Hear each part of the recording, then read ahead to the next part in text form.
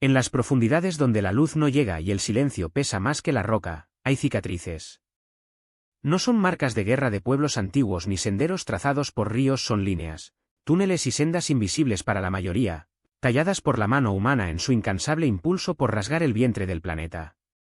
Esta es la historia de una huella que desafía nuestras nociones de lo que significa perturbar un mundo vivo, una huella que, a fuerza de taladros, dinamita y tubos, ha dejado una red subterránea que rivaliza con las carreteras que cruzan la superficie y de los secretos que comenzaron a despertar cuando esa red alcanzó lugares que nunca antes debimos tocar.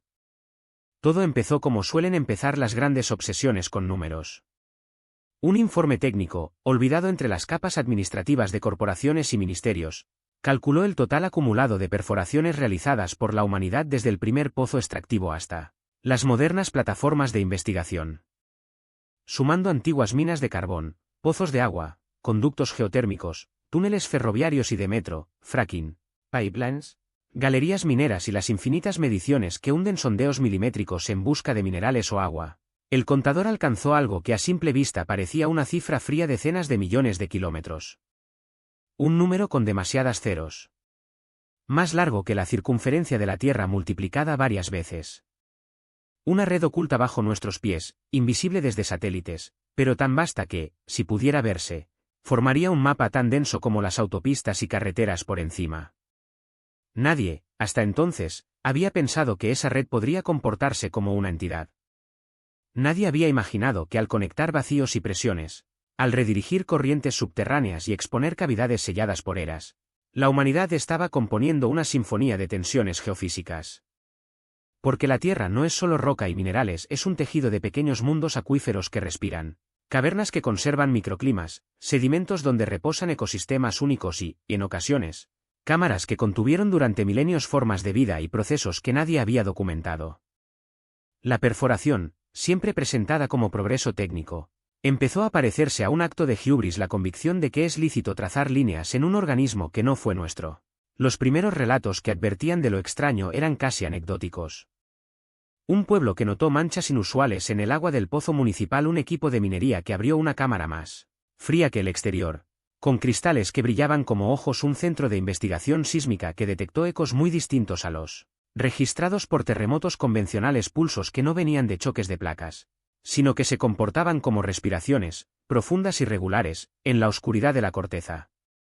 Los geólogos, disciplinados por la duda científica, los anotaron y propusieron explicaciones: cambios de presión, migración de fluidos, colapsos de cavidades.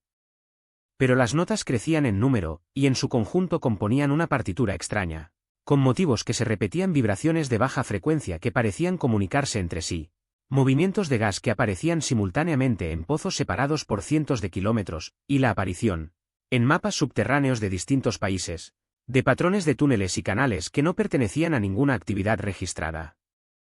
Fue entonces cuando llegaron las historias humanas. No las cifras, sino las personas, mineros que afirmaban escuchar voces lejos dentro de la roca, científicos que registraron señales acústicas con estructura, no ruido, como si algo o alguien intentara modular el fondo de la Tierra en un idioma imperfecto, comunidades enteras que experimentaban sueños compartidos, imágenes repetidas por habitantes de municipios a miles de kilómetros de distancia, un mapa de líneas, un punto brillante, y luego la sensación de que algo, desde abajo, observaba. Los relatos se mezclaron con la incredulidad y el escepticismo, pero también con la inquietud.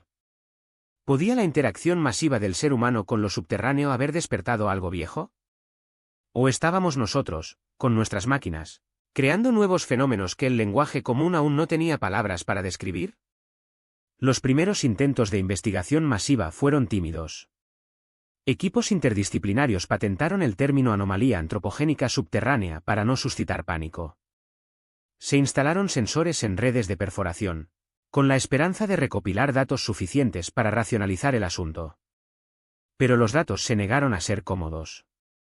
Registraron migraciones de materia a través de fisuras que no aparecían en ningún mapa geológico conocido. Detectaron microondas y pulsos electromagnéticos que tenían patrones fractales, y sobre todo, esas vibraciones de baja frecuencia que, cuando se traducían a imágenes con equipos especiales, parecían delinear formas, círculos concéntricos, filamentos que se entrelazaban, contornos que recordaban a redes biológicas. En algunos registros, Las frecuencias cambiaban de forma anómala cuando el equipo se acercaba a estructuras humanas subterráneas viejas. Viejos túneles mineros, catacumbas, pozos, como si algo reaccionara al contacto con lugares que atesoraban memoria humana. La palabra memoria aterrizó en el discurso científico con cautela y algo de humor negro. La idea de que la roca o el agua pudieran recordar era más propia de mitos que de estudios PRBWED. Sin embargo, los experimentos continuaron. Se perfilaron sondas de audio para convertir las vibraciones en sonidos audibles. Lo que antes eran registros lineales se tradujo a paisajes sonoros, un órgano profundo, un latido parecido al de un corazón inmenso, y entre ambos, patrones que sugerían diálogo. Los especialistas en lingüística computacional aplicaron algoritmos para buscar estructura y encontraron repeticiones, ritmos y pausas que se ajustaban a modelos de comunicación primitiva. No era un código humano, pero sí una organización.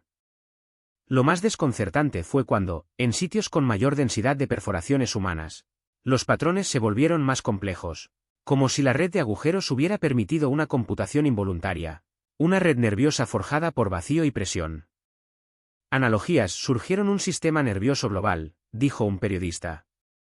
Un ecosistema compartido, propuso una ecóloga. Pero la verdad era menos poética y más inquietante.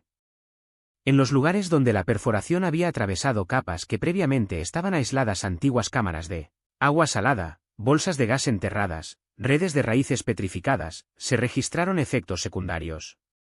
Microorganismos desconocidos aparecieron en análisis de muestras. Se descubrieron minerales con estructuras cristalinas nunca vistas, que parecían formarse en respuesta a corrientes eléctricas de baja intensidad generadas por la fricción del agua, en estratos recién abiertos. Y en 5 países diferentes, al comparar los momentos en los que extracciones masivas o fracturaciones había comenzado, coincidieron fenómenos: hundimientos locales, aparición de manantiales termales inesperados, y la manifestación, si se puede llamar así, de un subterráneo que alteraba los relojes magnéticos. Mientras la comunidad científica debatía, las teorías conspirativas florecieron.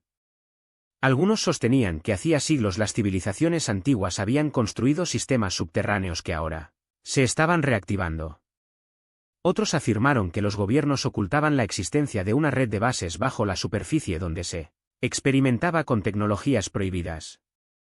Más cerca de la evidencia, algunos mineros veteranos hablaban de zonas malas, tramos de túnel donde las brújulas se volvían locas y las máquinas sufrían fallos eléctricos inexplicables.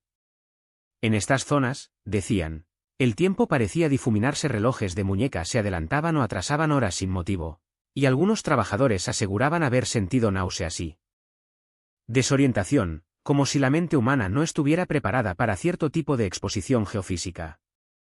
El punto de inflexión llegó con el Pozo 47, un proyecto geotérmico en una región de volcanismo antiguo. Los ingenieros, siguiendo protocolos, perforaron hasta alcanzar una cavidad enorme.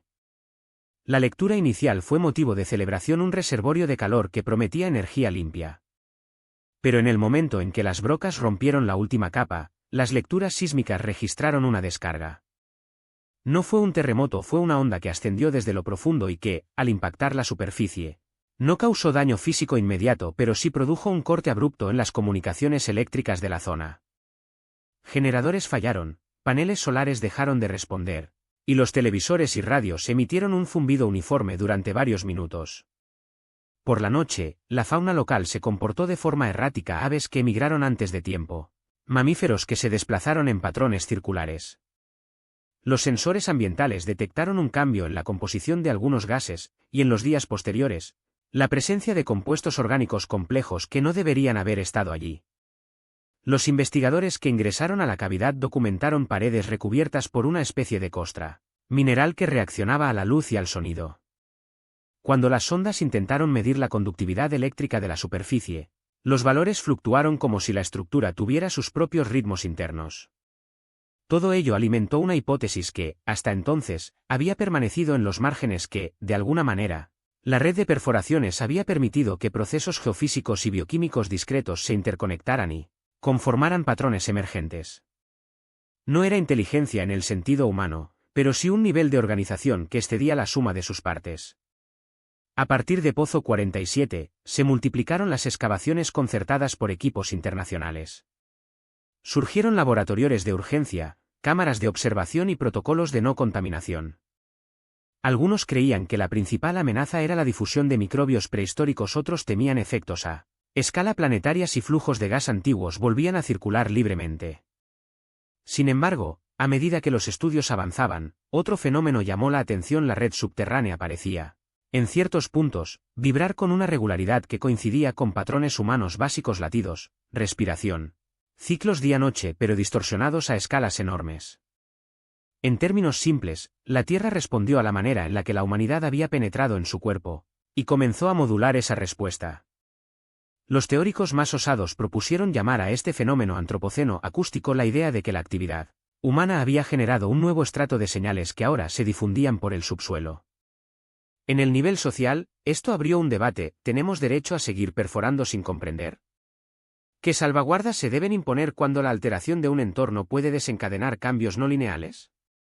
Pero también hubo voces que dijeron: no hay evidencia de peligro cataclísmico, continuemos con moderación. La economía, los intereses nacionales y la obsesión por recursos no desaparecieron.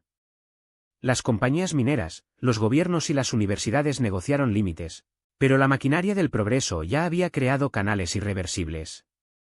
Entre las investigaciones más inquietantes estuvieron las relacionadas con la memoria. ¿Podía lo subterráneo recordar eventos humanos? Experimentos controlados expusieron paredes mineralizadas a grabaciones acústicas y luego las provocaron con vibraciones de baja frecuencia.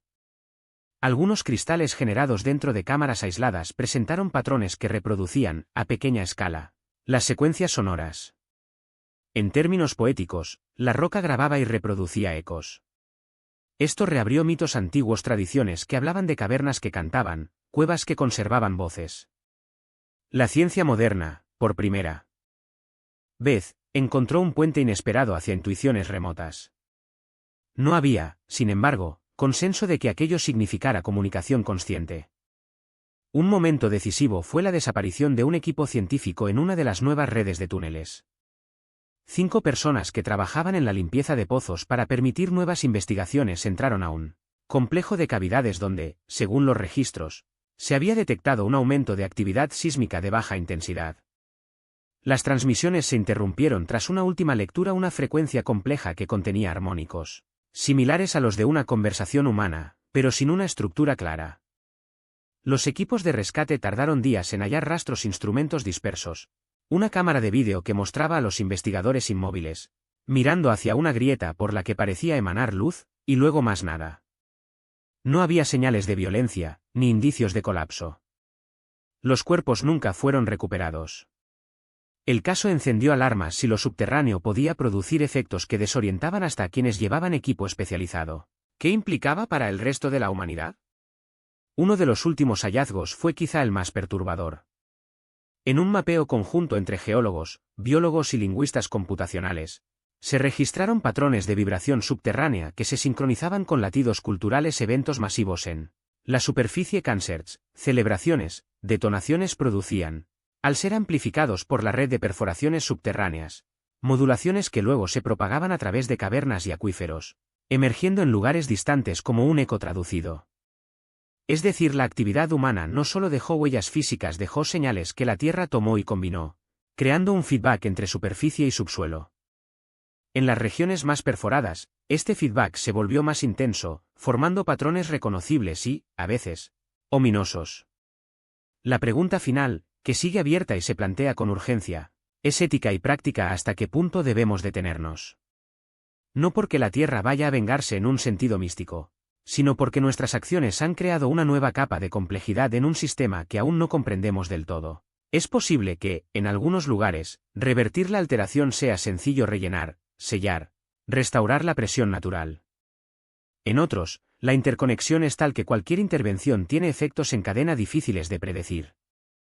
Lo cierto es que la huella humana bajo tierra ya no es solo una marca física, es un agente que interactúa con procesos geológicos y biológicos, una red de vacíos y flujos que actúa como una membrana sensible y, en ocasiones, sorprendentemente reactiva.